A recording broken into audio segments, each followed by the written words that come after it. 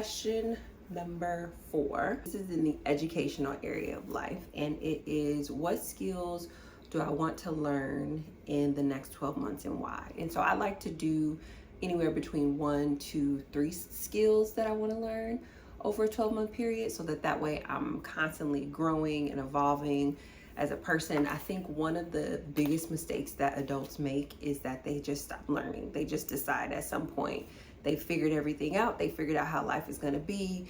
They figured out who they're going to be, and they don't actually allow themselves to learn new skills as their life transitions into new places. And I am not like that. I am a lifelong student. And so I actually put down 4, and just updating it for now. I should have got some water. I'm feeling a little winded. Updating it for now, where I'm kind of like at the halfway mark. I'll tell you what the 4 are in some of the notes that I wrote, and then I'll kind of tell you where I'm at right now.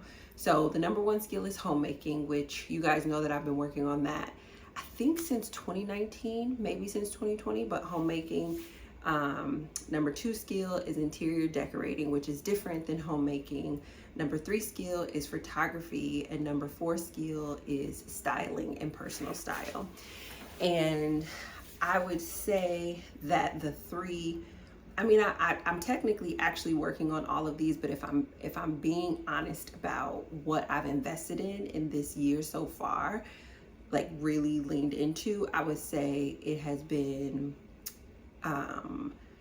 especially at the top of the year, it was styling and personal style. I was like reading everything, learning as much, trying on things every day, like sharing an outfit every day on TikTok. I just recently got back into that because even though I thought, especially my first trimester, I thought pregnancy was going to make me feel more disconnected from wanting to be stylish, and now I understand the difference between style and fashion. I thought it was going to make me more disconnected. It's actually connecting me to my personal style more, because pregnancy is causing me to lose so much of my modesty, and losing my modesty is helping me to figure out what my true personal style is, because I'm no longer dressing for my profession. I'm no longer dressing for my upbringing. I'm no longer dressing for my trauma. I'm no longer dressing for those things, which unconsciously, that's why I was dressing for that. So learning more about personal style, it's like one of the things that I heard the other day is that the thing about personal style is it's personal. So everybody has a style. So even though I can't identify like, oh, my style is these 3 words or my style is this, I still have a style. The issue that I'm having where I'm feeling disconnected from my quote unquote style is that it's not personal to me. I know that I'm dressing like that because I'm on stage and I'm about to do a speaking engagement, aka dressing for my profession. Or I know I'm dressing like that because I was a teen mom and I was hyper concerned with my son having a different experience because his mom was young, and so I never wanted to dress like a young person. I know that I like work from home, and so because I work from home, I don't necessarily have to care really about what's on the bottom. All that really matters is what's on the top. So right, there was a lot of dressing for my circumstances and my profession, and then mixed into that there is growing up in a deeply religious background, growing up as a woman in America, and growing up in an estrogen rich family. There is a lot of conversation around like the woman's body and what it is and what it shouldn't be and how it should look and what it shouldn't look like. And I was raised that you cover that thing up, every single area, you cover it up. And so in pregnancy, realizing that like, I want to have my bump out and I'm not necessarily reaching for a bra every day. And I like there's more skin that's showing, but there's skin that's showing that's not showing up in a sexual way. It's just showing up in a, this is how I want to feel and look. Like I'm understanding that so many of my styling decisions were to conform to those circumstances of my life. And now being pregnant, one, I can't, because the bump is just going to do what it's going to do. So it's giving me a really beautiful excuse to just see myself and see my frame and to see my body. And in me seeing my frame and myself and my body, I'm like, oh, I'm actually not as big as I thought I was, or I'm not as small as I thought I was, or this is here, or this is more proportional. I'm actually just able to see that. So I would say over the last 6 months, that's probably been the one that I have, the skill that I have been practicing the most is that personal style, because being so rooted in my body right now through this pregnancy is forcing me to get really personal about what I'm doing and not doing. And because I'm pregnant, I just feel super empowered to do whatever I want to do, especially if it relates to being comfortable. And I don't know this for certain, but it feels like it's a little bit there. Knowing that I'm having a girl also is, there's something about that that's making me be like, wait a minute, it's just different. Because I can distinctly remember with my son, as much as I love heels, which is, that is my preferred shoe, is like a heel or a pump or something sparkly and like really bedazzled. That's probably my preferred shoe. Even when I wore like my ballet flats, they were very sparkly and bedazzled. I distinctly remember only wearing tennis shoes when he was young, because I was like, if my son wants to run around, if my son wants to play, if he wants to do anything, I don't want my shoes to be a reason why I say no. And so it's just like little subtle things like that where I was making decisions that impacted my personal style, and now I'm in this space where I get to do that again. So that's one of the skills that I'm learning. I think second to that would be interior decorating. I'm super leaning into that. Those of you all who've been following me for a while, you know that I've been in 4 homes since this one? 4 homes in the last 4 years? Yes, I think 4 homes in the last 4 years. Well, I guess studio, 2 bedroom, 1, 2. So I guess technically 5 if we actually count my studio. And inside of those 4 homes, I've had 2 interior designers. The first interior designer was the one who did my studio. I really did enjoy that. I really did love it, but I understood that I needed more space.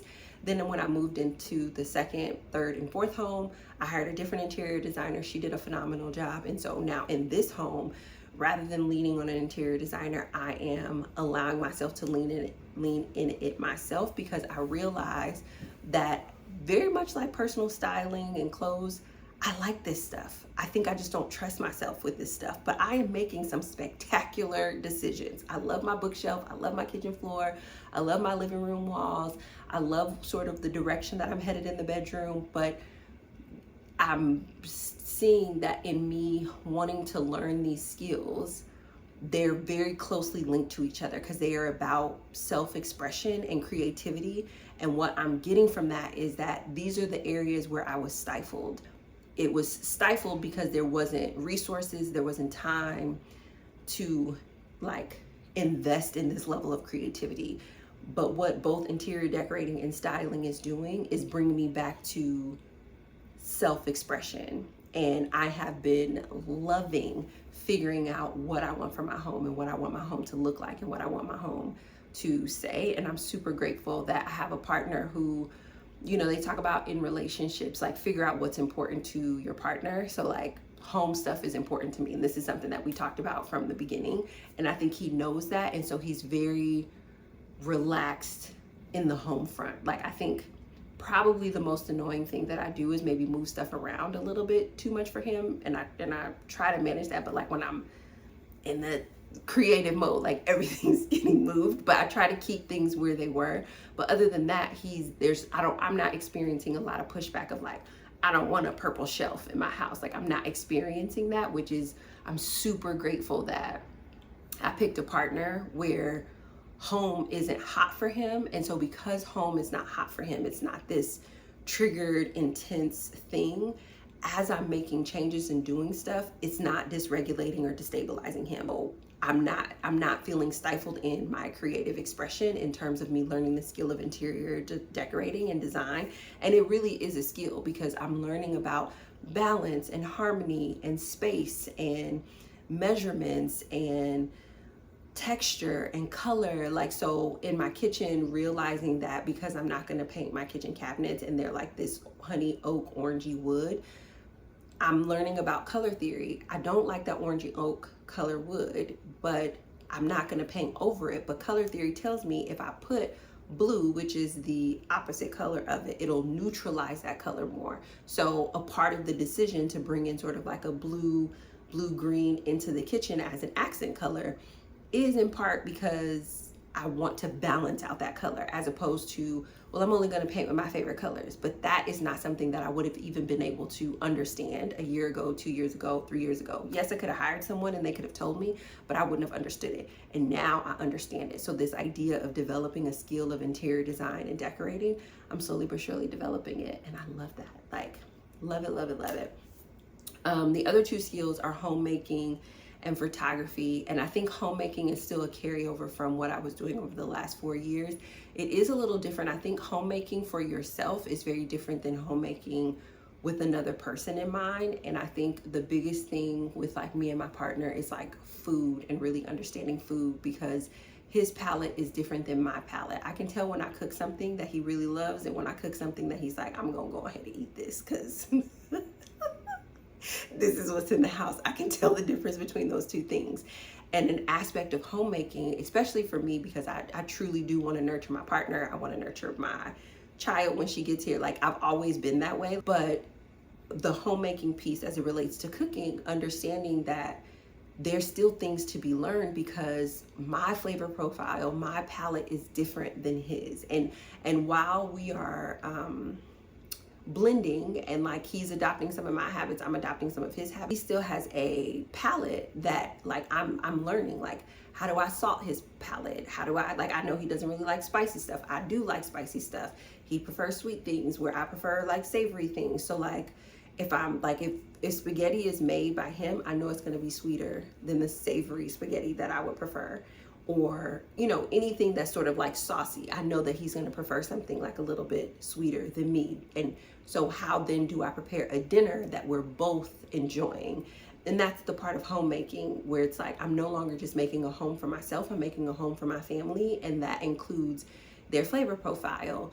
Homemaking as it relates to the division of labor in the house, and like cleaning. Homemaking as it relates to creating an environment, like the energy in the home. Like, how do we decompress from an argument? How do we come back together? How do we reconnect? How do, like, all of those different things are this next level of homemaking that I'm learning as a skill. Whereas like before, when I was just homemaking for myself, it's like, well, how do I make myself comfortable? But when you have to think about another person, there's like a whole other dimension. And so I've really been enjoying learning that skill. And then last but certainly not least is photography, because I love pictures. I love taking pictures of my family. I love documenting.